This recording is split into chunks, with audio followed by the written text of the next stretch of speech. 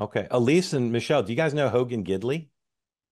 I do not. You ever heard of Hogan? No.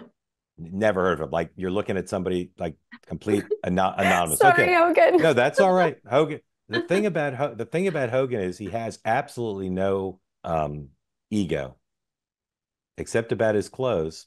Hogan, I met Hogan when he worked for Governor Mike Huckabee. I think that's when we met Hogan. Hmm. Hogan was working when Mike Huckabee was running for president. And by the way, Hogan, how about Sarah Sanders, our friend for decades, all of a sudden the governor of Arkansas and a major surrogate for the I, president of the well, United I've States? I've known her Yeah, since she was 19, so I was going to say yeah, let's stop the recording yeah, devices. We it's can talk decades. about Sarah Yeah, at yeah. 19. Now you guys are not going to believe this, but Hogan was actually the deputy White House press secretary in the first Trump administration. And the fact that you don't know means you didn't watch a lot of White House briefings because occasionally Hogan would substitute for Sarah and he'd be at the podium answering questions from the New York Times and the Washington Post. Hogan, welcome in. You're late, unlike Donald Trump, who's always on time. True.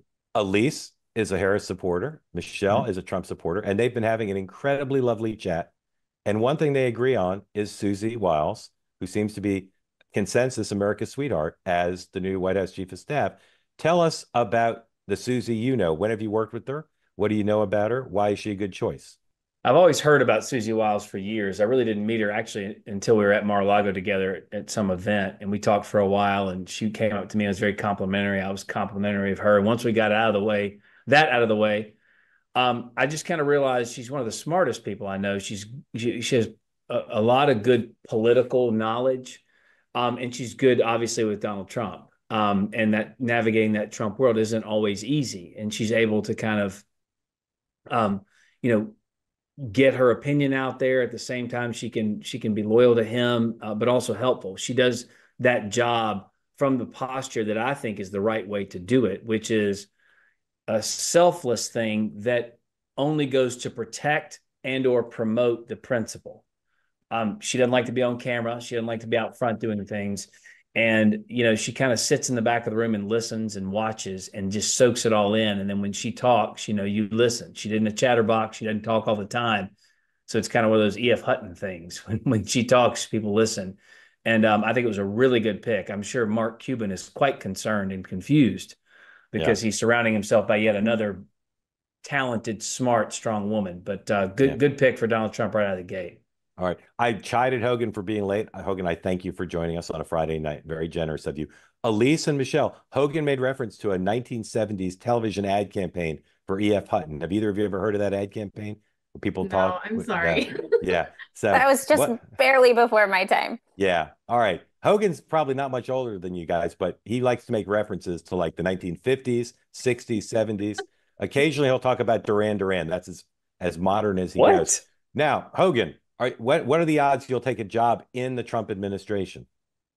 The odds, I'm not sure.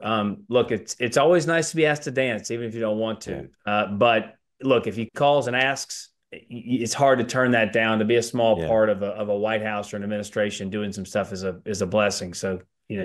So you'd have to really think. we had your friend Byron Donalds on a few nights ago, Yes. and I asked him what job would you take or most want, and he was straightforward, Treasury Secretary. And he talked about the economy. He was excellent. I was ready to give him the job on the spot. What job would you like, Hogan? What job would you take? Commerce Secretary. No, I don't Yeah. know. There are obviously so many jobs in administration, and I would hate to pigeonhole it one way or the other. But again, we'll see what he wants you to do, and if that's a good fit, you'll try to help him best you can because it's about serving him and making sure the agenda gets through. And if I can help do it from that position, I used to have people all the time call me and say, "You'd be a great fundraiser." I'm like, "Nope, I don't do that. I'm Yeah. not good at that." Yeah. So Ladies, I don't know if you've already secretly Googled off camera or you will afterwards. You're going to see Donald Trump loves Hogan.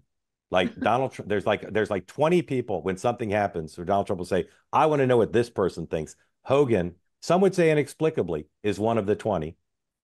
He totally trusts Hogan's judgment. So let's do a little exercise. Say Hogan is the press secretary. I doubt he will because Sean Spicer and I agree the press secretary will be a woman. Ask Elise first. You're a reporter for the Daily Gazette. Ask Hogan a question. Floor is So, yours.